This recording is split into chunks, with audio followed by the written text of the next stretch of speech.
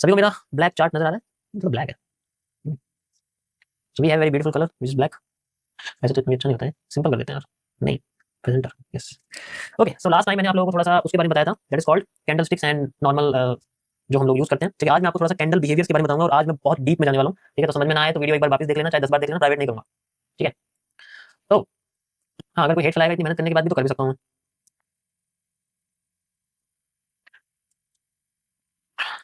So the next thing is, यहाँ पर हम लोग पढ़ रहे हैं एमएमसी। आप कमेंट करना बंद कर दो, 2 मिनट के लिए शांत हो जाओ। I just need 20 minutes. Okay, MMC phase 1 हम लोग पढ़ रहे थे एंड यहाँ पर मैं आपको डीप में लेकर चलूंगा कैंडल साइकोलॉजी के अंदर, जो कि सीसीपीज का टॉपिक है। सीसीपीज ऑलरेडी मैं इसके बारे में बता चुका हूँ, तो आज हम पढ़ेंगे कैंडल साइकोलॉजी या कैंडल बिहेवियर। ओके, देखो आप लोगों के लिए मैं थोड़ी राइटिंग पे काम किया है कई दिनों से। Candle behaviour, okay, so what we need, किस तरीके से कैंडल बिहेव करती है बाय इट्स विक, जिसे मैंने आपको फुटप्रिंट्स बताया था, एंड बाय द बॉडी, जिसे मैंने आपको होल्डिंग वॉल्यूम बताया था। तो विक्स को हम लोग आसान भाषा में बोलते हैं फुटप्रिंट्स, ओके, और बॉडी को बोलते हैं होल्डिंग वॉल्यूम या होल्डेड वॉल्यूम। होल्डिंग वॉल्यूम का वो ज्यादा अच्छा रहेगा क्योंकि यही मैंने नाम पहले भी बताया था। Got it? Give us homework daily. Who are very serious and really interested, they must be practice and get feedback on their skill. This is my request. Okay. भाई आपको ट्रेडिंग को ज्यादा कॉम्प्लिकेट कर देते हो। नहीं, ऐसा नहीं है, मुझे मजा आता है। ठीक है, कॉम्प्लिकेट करके मुझे मजा आता है। ठीक है, दिस इज माई स्टाइल। क्योंकि जब तक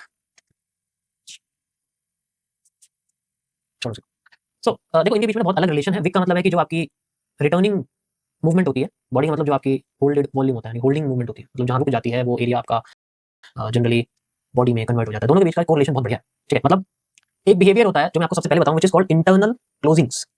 ठीक है, this is called internal closing. ये सबसे अच्छा है, मतलब काफी काम आता है। तो इसके अंदर लेट्स से आपके सामने कुछ ऐसी कैंडल्स हैं, ये हर बार पीछे की कैंडल से मैच की जाती है, and I will recommend it for larger time frame. ठीक है, तो यहाँ पर लेट्स से मैं आपसे कहता हूँ कि भाई मेरे पास एक कैंडल है। ठीक है, ये मेरे पास एक कैंडल है और ये इसकी एक छोटी सी विक है, एंड आई थिंक ये मान लीजिए आप ये एक ग्रीन कलर की कैंडल है। ओके, अगली कैंडल जब इसकी ओपन होती है तो इस पोर्शन पे यहाँ जाती है ये, और इस तरीके से या तो ऐसे क्लोज कर देती है या ऐसे करके वीकली क्लोज कर देती है। ठीक है, यहाँ पर ऐसे, और इस केस में अगर आप देखोगे सो दिस इज फेल्ड। ठीक है, तो यहाँ पर जो ये है इसको बोलते हैं फेल करना। यहाँ पर लोगों के स्टॉप लॉसेस होते हैं ऐसा, और ये ऐसा फेल करके नीचे क्लोज करती है। ये ग्रीन कलर की कैंडल होती है, ऐसे पोर्शन में कभी भी ट्रेड नहीं चलते, कोई एंट्री नहीं होती, ऑलवेज इग्नोर करते हैं। ठीक है, इसका रीजन मैं बताता हूँ। इसका रीजन ये है कि जब भी विक्स के अंदर में बॉडी क्लोज होती है, ठीक है, फेल करने के बाद विक्स के अंदर में बॉडी क्लोज होती है, तो उस कंडीशन में हमेशा, ठीक है, हमेशा मार्केट क्या करती है, कंसोलिडेट होने की कोशिश करती है। हमेशा मार्केट क्या करती है, कंसोलिडेट होने की कोशिश करती है। तो अगर मैं सिर्फ आपको जूम करके, जस्ट इमेजिन, मैं जूम करके आपको ये वाला हिस्सा यहाँ पर दिखाना चाहता हूँ। ठीक है, ये जो हिस्सा ये मैं दिखाना चाहता हूँ आपको, तो ये आपकी विक है और ये आपकी एक विक और है जो आपकी फेल करके यहाँ क्लोज कर दी है, जस्ट सी दिस। और ये आपकी अगली बॉडीज वगैरह जो भी बनी हुई है उसको छोड़, तो इसके अंदर में ये चीजें बनती है। ठीक है, इसके अंदर में क्लोज, तो ये जो हिस्सा बच जाता है ना, ये हिस्सा अलग होता है। ये वाला हिस्सा बच गया, इसके ऊपर बॉडी क्लोज नहीं हो पाई। ठीक है, ये जो हिस्सा बच गया इसके ऊपर बॉडी क्लोज नहीं हो पाई। ठीक है, इसका क्या रीजन है? इसका रीजन होता है कि एक पावर ऊपर से क्रिएट होती है, हम लोग स्वीप या स्वैप कहते हैं। ठीक है, जब पावर ऊपर से आती है तो हम इसको स्वैप कहते हैं, स्वैपिंग करना, ऊपर से नीचे जब मार्केट में कैंडल जाती है तो उसे स्वैपिंग बोलते हैं। ठीक है, और स्वैपिंग क्या करती है, कैंडल के साइज को डिक्रीज करके विक के अंदर डालती है। तो इसको भी हम लोग इनसाइड कैंडल कहते हैं। ठीक है, इसको हम लोग इनसाइड कैंडल या इनसाइड क्लोजिंग कहते हैं। इनसाइड कैंडल आप तब बोलोगे जब इसकी विक ऊपर नहीं होगी, क्लोज नहीं करेगी। ठीक है, ऐसे कंडीशन में मार्केट क्या करती है, मोस्टली मार्केट क्या करती है, अगर ये ग्रीन है तो इस कंडीशन पे कुछ नहीं करते, इसकी बाद की कंडीशन पे करते हैं। वो कब होता है? वो तब होता है जब इसकी जो ये बॉडी है, इसकी जो ये बॉडी है, इसके नीचे मार्केट क्लोज कर दे अगली कैंडल, जैसे यहाँ है, और अगली कैंडल इसके नीचे क्लोज कर दे, तब इस केस में यहाँ मार्केट में रिवर्सल क्रिएट होता है, एक बेंडिंग बनती है, छोटे टाइम फ्रेम्स में एक हेड एंड शोल्डर क्रिएट होता है, तब जाके ही नहीं। तो यहाँ पर इंपॉर्टेंट ये विक्स का एरिया होता है। ठीक है, अगर इसके अंदर क्लोज कर गई तो इस कैंडल पर कुछ नहीं करते क्योंकि अगली कैंडल ऊपर भी जा सकती है, लेकिन अगर अगली कैंडल इसके नीचे क्लोज कर दे तो इट मींस ये बेंडेड एरिया बनता है और यहाँ पर मार्केट में सप्लाई क्रिएट होती है। ठीक है, ये बहुत अच्छा मॉडल है, बहुत लोग इसको यूज भी करते हैं। ठीक है, लेकिन ये सबसे इंपॉर्टेंट है क्योंकि ये जो कैंडल है ये परेशान करती है। तो विक्स के अंदर में अगर बॉडी क्लोज करती है, वो चाहे कहीं भी करे, कैसे भी करे, तब प्रॉब्लम होती है। नेक्स्ट सिचुएशन ऐसी होती है कि अगर मान लीजिए मैंने ये वाली कैंडल की शेप बताई है, अगली कैंडल क्या करती है, एकदम से नीचे गिर जाए मान लीजिए। ठीक है, ये थोड़ी सी इसके नीचे भी मान लो, थोड़ी सी बॉडी ज्यादा नहीं, थोड़ी सी। अब इस कंडीशन में क्या करें, ये बहुत बड़ी है और मार्केट नीचे भी गिर गई है, तो यहाँ पर जो एक वो है इसे बोलते हैं, मतलब ये तो नॉर्मली कैंडल, इसके अंदर कोई बॉडी नहीं है। ठीक है, तो ये डोजी वगैरह इसको बोलते हैं, नाम में कुछ नहीं, और ये इसके अंदर एकदम से पावर आ गई है तो यहाँ पर। ठीक है, तो ऐसी कंडीशन में क्या करते हैं, इस कैंडल को सॉल्व करने के लिए, क्योंकि इस कैंडल के बाद हमेशा 90% केसेस में अगली कैंडल का मुंह बताना वो बहुत बड़ा होता है, वो इधर नीचे आ सकता है, इधर ऊपर आ सकता है, वो स्ट्रक्चर के बेस पे होता है। तो इसमें हम क्या करते हैं, ये हमेशा सॉल्व हो सकता है इस कैंडल का जो प्रोसेस है स्मॉल टाइम फ्रेम पे। ठीक है, जब आप स्मॉलर टाइम फ्रेम पे जाओगे तब आप इसको सॉल्व कर सकते हो। इस टाइम फ्रेम पे इस स्ट्रक्चर को कभी सॉल्व नहीं कर सकते क्योंकि इसकी विक्स है और अगली कैंडल बॉडी बनाएगी बहुत ज्यादा, तो आप विक्स बॉडी का कॉम्बिनेशन यूज नहीं कर सकते, आपको विक्स का कॉम्बिनेशन यूज करना है। बॉडी का कॉम्बिनेशन अलग होता है, विक्स का कॉम्बिनेशन अलग होता है। समझ आया? ये बहुत इंपॉर्टेंट चीज है, पता है, क्योंकि आप विक्स को विक्स के साथ कंपेयर करोगे तभी लिक्विडिटी पूल्स क्रिएट करोगे। आप बॉडी बॉडी को कंपेयर करोगे तभी आप सपोर्ट्स या ब्लॉक्स का यूज करोगे। ऑर्डर ब्लॉक का मतलब ये होता है ब्लॉक्स का यूज करोगे। ठीक है, तो ब्लॉक्स तब यूज किए जाते हैं जब बॉडीज होती है, दो बॉडीज होती है अच्छी खासी, और विक्स यूज की जाती है जब, मतलब लिक्विडिटी तब यूज की जाती है जब विक्स होती है, बहुत सारी विक्स होती है, वहां पर फेलियर्स किया जाता है विक्स का, और उसके बाद जब एक बॉडी आती है तब वो ट्रेंड चेंज करती है। मैंने पहली बार थोड़ा मुश्किल है समझ, पर एक बार आप समझ लोगे ना, यू विल रियलाइज कि किस चीज को छोटे टाइम फ्रेम पे लेके जाना है और किस चीज को उसी टाइम फ्रेम पे सॉल्व करना है। करेक्ट? अब अगर मेरे पास एक कैंडल आ गई तो मैं क्या करूं? मैं छोटे टाइम फ्रेम पे चला जाऊंगा, वहां जाके देखूंगा इसको, और वहां पर अगर मुझे कोई स्ट्रक्चर दिखा, जो मैं आपको आने वाले लेक्चर्स में बताऊं, जैसे जो कैपिटल सीसीपीज है, चार्ट पैटर्न्स है, वो आते हैं इसके अंदर, जैसे हेड एंड शोल्डर्स हैं, जैसे रिपीटेशंस हैं, वो आती है, तो इनके अंदर फिर हमें देखना पड़ता है, तब जाके ये चीजें निकलती है। क्योंकि इतना बड़ा मूव आ जाता है, इसमें पता ही लगा एंट्री और हमें कैसे पता लगे अगला मूव इतना बड़ा है। वो अपोजिट साइड भी हो सकता है, बट अगर आप यूएफएस पे देखोगे देन पिन पॉइंट एंट्री होती है, बढ़िया होगी। करेक्ट? तो कभी भी विक्स को बड़ी बॉडी के साथ कंपेयर करके नहीं चलते, और बड़ी बॉडी को विक्स के साथ कंपेयर करके नहीं चलते। We need wicks to wicks combination, body to body combination. ये थोड़ा सा मुझे पता है, थोड़ा सा मुश्किल है समझ, बट अब आती है सबसे इंपॉर्टेंट चीज विक्स के बारे में। मैं आपको बताऊं, बॉडी के बारे में लेके नहीं जा, विक्स का बहुत बड़ा वर्ल्ड है अपने। तो यहाँ पर हम लोग यूज करते हैं लिक्विडिटी पूल्स का, जिसे हम लोग यूज करेंगे एक बहुत ही शानदार वर्ड के साथ, which I created, FMFR, also known as the sweeps या swaps. This is for structure. FMFR कब बोलते हैं? मैं जो भी यहाँ चीजें यूज करूंगा आपको बताऊं, उन सबकी डिटेल्स बताऊं कि उस चीज को जो मैंने नाम बनाया है वो उसका क्या मतलब है, वो क्यों बनाया गया। FMFR is for structures, sweeps is for candles. अब समझ में आ रहा है? और दोनों का सेम मतलब होता है। ठीक है, इस बार थोड़ा सा मैं दोनों में अच्छे तो दोनों का मतलब ये कैंडल्स में अप्लाई होती है, बट तो this is called first move fake then reversal. ठीक है, this is called first move fake then reversal. ये सबसे बेस्ट चीज है क्योंकि ये हमेशा अपोजिट कर देता है। तो हमारा जो पूरा का पूरा प्रोसेस है, we will using reversal zones in the direction of trend. हम ट्रेंड की डायरेक्शन में रिवर्सल जोन्स को फाइंड आउट करते हैं। This is the base of a strategy. ठीक है, अगर कोई चीज उठ रही है तो हम उठने के साथ जाएंगे जब वो छोटे टाइम फ्रेम पे गिर रही होगी। जब वो छोटे टाइम फ्रेम गिर रही होगी तो हम उसके उठने का वेट करते हैं। जब वो छोटे टाइम फ्रेम पे गिरती है so we find out FMFR, first move fake ढूंढते हैं उसका, देन रिवर्सल देखते हैं। एंड बड़े टाइम फ्रेम पे जब हम उसको देखते हैं, that is called a sweep. जैसे 4 आवर का स्वीप कर दें। यहाँ तक क्लियर हो सबको विक्स का क्या मतलब होता है? ये होता है विक्स का मतलब। स्ट्रक्चर अलग है, स्ट्रक्चर के अंदर थोड़े से पैटर्न्स आ जाते हैं, बट बड़े टाइम फ्रेम पे हम लोग विक्स की स्वीप एंड स्वैप्स कहते हैं। It's also important, starting phase में थोड़ा सा पता होना चाहिए। So how we can find out? Starting में इसको फाइंड आउट करने के बहुत ही सिंपल तरीके हैं। तो कुछ मैं स्ट्रक्चर आपको इसके अंदर बताऊंगा जिसमें हम लोग FMFR का इस्तेमाल करेंगे। स्वीप्स उतनी जल्दी होगी, उतना ज्यादा होगी, उतना क्लियर होगी जितनी कम कैंडल्स में मार्केट अगले, मतलब जितनी कम कैंडल्स में फेल करके रिवर्स हो जाएगी। स्वीप्स अपने आप को बहुत ही ज्यादा कंफ्यूज कर देगी अगर वो एक ही जगह पे मल्टीपल टाइम्स कैंडल को फेल करे। जैसे अगर मान लीजिए मेरे पास एक कैंडल है, अगली कैंडल बनती है, इसको नीचे जाती है, इसकी एक विक बनती है, अगली कैंडल आती है इस तरीके से, इसको फेल करके ऊपर क्लोज हो जाती है, फिर अगली कैंडल आती है, फिर इसको फेल करके फिर ऊपर चली जाती है, फिर अगली कैंडल आती है, इस तरीके से कर रही है, और फिर ऐसे ही मार्केट बस फ्लो कर रही है।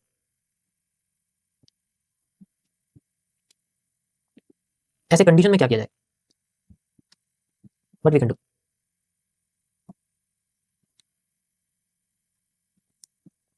क्या करोगे ऐसी कंडीशन? पहले मैं इनके कुछ कैंडल्स के कलर क्रिएट कर दूं ताकि आपको पता लग जाए। ये सारी रेड कैंडल्स हैं और ये बाकी की 2 ग्रीन कैंडल्स हैं।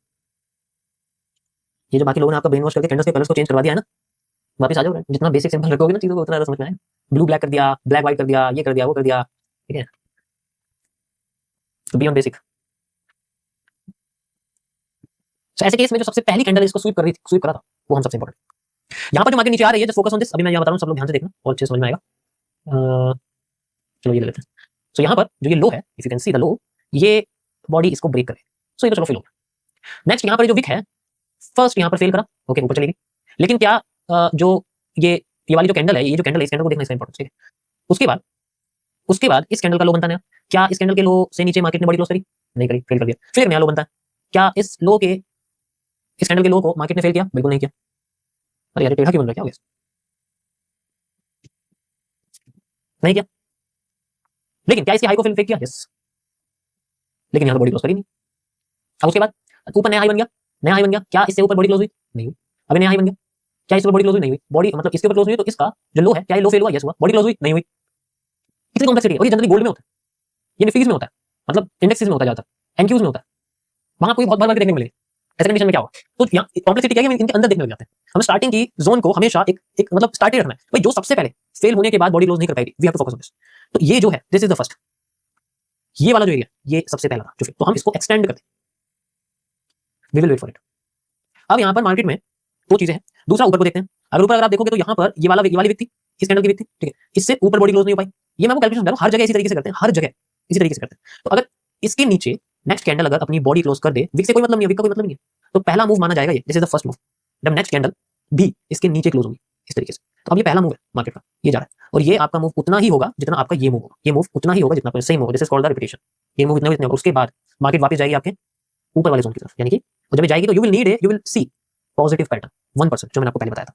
एंड देन ये बहुत बड़ी कैंडल्स बना के बिना सोचे समझे ऊपर भागना शुरू कर देगी। इस पूरे स्ट्रक्चर को हम लोग बोलते हैं स्वीप्स या फिर एफएमएफआर, समझ आया? और जब ये बॉडी क्लोज होती है तो यहाँ आपको रिटेस्ट भी मिलेगा वीक के अंदर, बट छोटे टाइम फ्रेम्स में। ये अभी उसी टाइम फ्रेम में बात करूँ जहाँ पर बन रहा है। तो जब जैसे ही वहाँ पर बॉडी, तो आपकी इंपॉर्टेंट कैंडल कौन सी, ये वाली, इसकी बॉडी क्लोज होती है, ट्रेंड बन जाता है और ट्रेंड बनना शुरू हो जाता है, बट ज्यादा लंबा नहीं जाएगा क्योंकि यहाँ पर बहुत सारी चीजें हुई। अब अगर यही सब चीजें नहीं होती यहाँ पर, अगर यहाँ पर ये सब चीजें नहीं होती, अगर मैं इसी कैंडल की बात करूँ, ये जो कैंडल है, ठीक है, ये वाली जो कैंडल, इसी की मैं बात करूँ, यहाँ पर मार्केट क्या करती, इसी कैंडल के नीचे अपनी बॉडी क्लोज कर देती ऐदर, तो अगली कैंडल रिवर्स कर जाती है ऐसे करके, और फिर मार्केट दोबारा से ऊपर उठनी शुरू हो जाती है। That is how the simple structure work.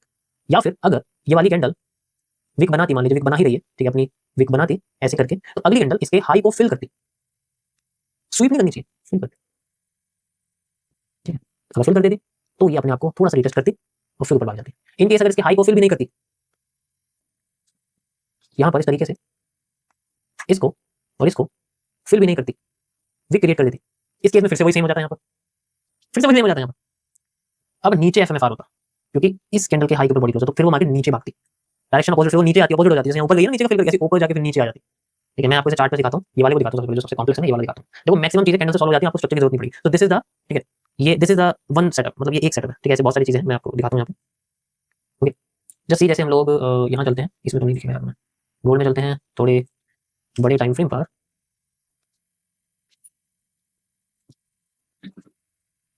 ये देखो,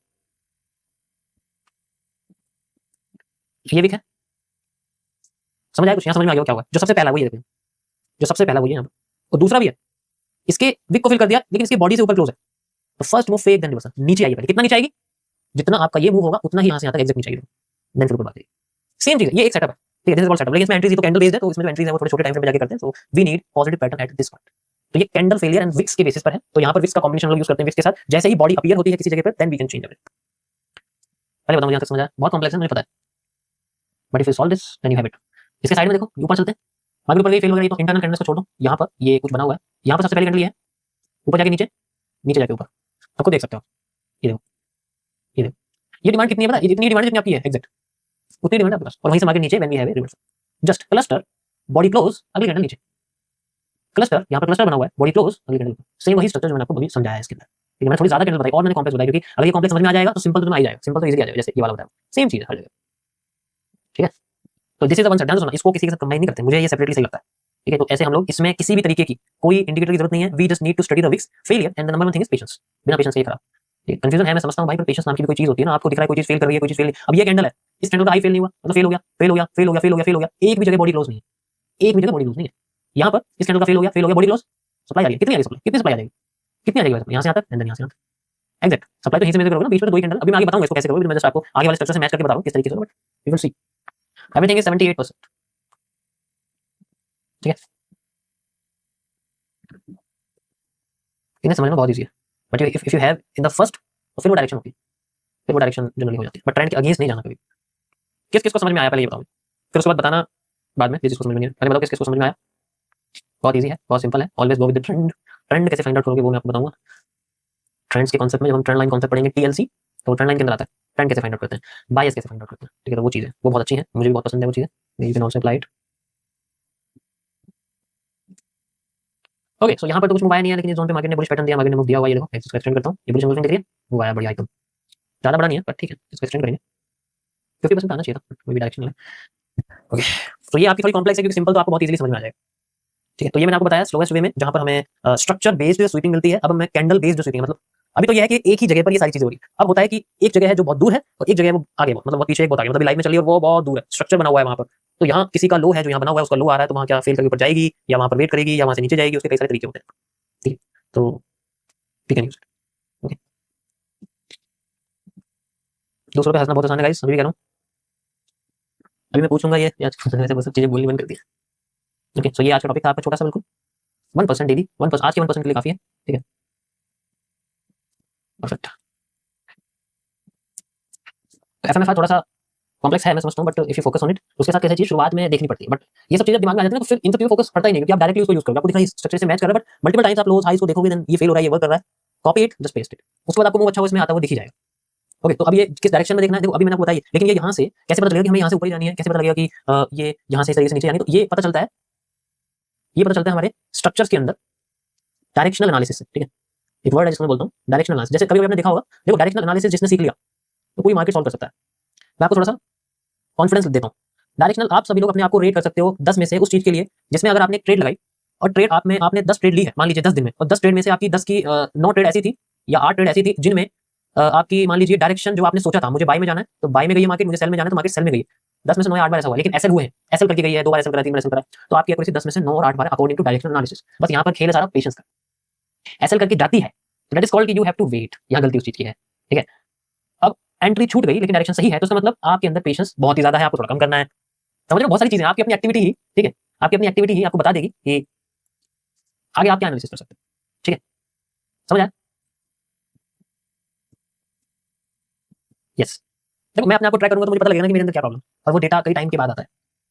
मैंने आपको ऑलरेडी बताया जर्नलिंग बहुत इंपॉर्टेंट है, आप अगर जर्नलिंग नहीं करोगे then you will have a lot of deficiency which will grow and become a disease in analysis. You need to track everything, okay.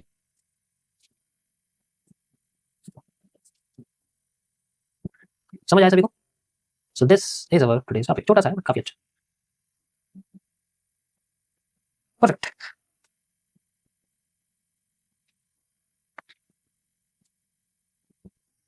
Okay, अच्छी लगी टॉपिक, अच्छा लगा तो लाइक कर सकते हो, नहीं तो अगर जिसको समझ में नहीं आया तो मैं पहले रिकमेंड कर रहा हूँ आप लोगों से कि वीडियो को कई बार देख लेना उस पार्ट को जो मैंने बताया है, ठीक है, तो आपको थोड़ा समझ में आ जाएगा और अप्लाई करना। तो जो मैंने आपको बताया उसको पहले बने हुए चार्ट पे फाइंड आउट, जैसे मैंने भी आपको बताया always use the pre made chart. जैसे ही आप प्री मेड चार्ट को यूज करोगे देन यू रियलाइज की मार्केट पहले चलती कैसी है, ठीक है, पहले आपको देखना है वो कैसे चल रही है, वो चीज़ कैसे आ रही है, और फिर उसके बाद बनी हुई मार्केट के बाद you will go on the bar replay, फिर उसको रिप्ले में करके देखो, and then after that we will go on demo for some capital management system, trade management system, उसके लिए यूज होगा कि क्या मैं जो ट्रेड चल रहा हूँ क्या प्रॉब्लम आ रही है वो चीज़, and then we will go on the real जो मेरा सेक्शन नहीं है, बट फिर भी थोड़ा थोड़ा धीरे धीरे प्रोसेस होगा, वो 100 डेज में पूरा कंप्लीट कर दूंगा। ओके,